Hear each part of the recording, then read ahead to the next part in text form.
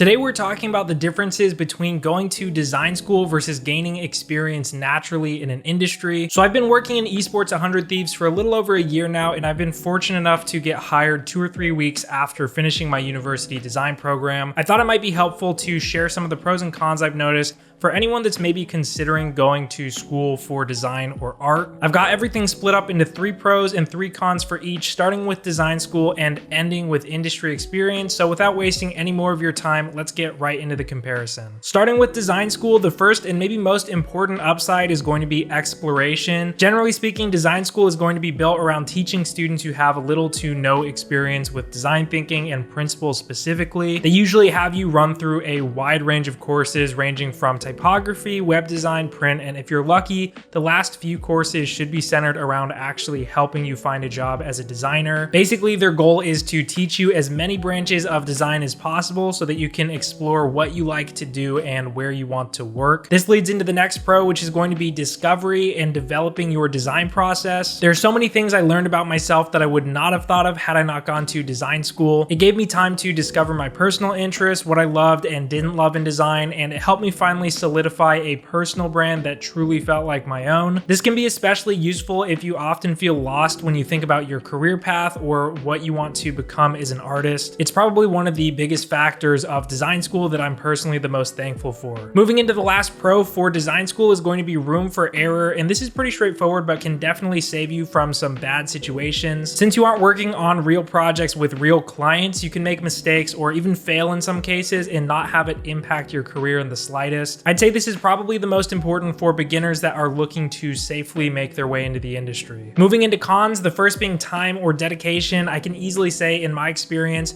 when you go to an impacted program at a good school, you're going to dedicate a lot more time in that program than you ever would spend at a full-time job. Personally, I spent maybe 60 to 80 hours a week in my design program compared to the 40 to 50 hours a week that I currently serve at my full-time job. The next con, and most likely the main factor, is obviously going to be money. Keep in mind, for design programs, you're not only going to be spending money on tuition, but the cost of supplies are going to add up really quickly. And to add to that, the final con is also going to be the lack of a reward or compensation. So when you're working on designs, you might find yourself getting demotivated knowing that what you're making is not going to be used for anything and is technically costing you money. It's important to remember that you are paying to learn and that laziness is only going to hurt you in the long run. So if you're someone that doesn't like spending a lot of time on personal projects, I wouldn't force yourself to go to design school purely for the degree. Getting a degree as a designer is arguably the least important factor to getting a job. You should only go to school for design if your plan is specifically to learn. Now, leading into industry experience, one of the most underrated pros is going to be mentorship. Even someone like myself who went to school for design, I've been learning new things almost every day just working with my senior designer Sessa, who also has a YouTube channel. And even beyond design, I am always learning a ton of helpful real-world tips from people in our marketing team, partnerships, and so on. If you decide to freelance instead of working at a company and won't have a mentor, I encourage you to meet someone in your industry who can help fill that role, even if you both learn from each other. It's going to be the little tips and details people gain from experience that are going to help push you along quickly in your own career. Next up, in relation to the first pro, I wanted to talk about networking in a broader sense. Obviously, when you work in an industry, you're going to meet a lot of people that have similar interests as you. The difference between networking at a university and networking in an industry is going to be based on whether or not you already know where you want to work. For example, at university, I made a lot of great local connections, but since I ended up getting a job in esports, those connections didn't really lead me to getting a career. So if you already know where you want to work, for example, in gaming or tech, it might be better to make connections in those industries rather than, for example, someone who just wants to design but doesn't know where yet. In that case, a design school might be a good place to start. The last pro is going to be pretty appealing for some people, and that is going to be salary. Obviously, this doesn't need a huge explanation, but if you're in a situation where maybe you need the money, I wouldn't feel bad about skipping school and going directly to work. Again, the design world is one of the few places where a degree is not going to determine your career path for you. The cons of working in the industry are going to be similar to the pros of going to design school. The first being that there's less room for error. So if you make a big mistake or have a bad experience with a client, it has the potential to negatively impact your career. I know plenty of designers in esports who have built a reputation for missing deadlines or being inconsistent. And for some people, it might be better to break break out of those habits safely at a university. The next con in relationship to the salary part of design is that starting out is almost always going to suck. Even though I got my first full-time job immediately out of school, I'd been working in esports for over 8 years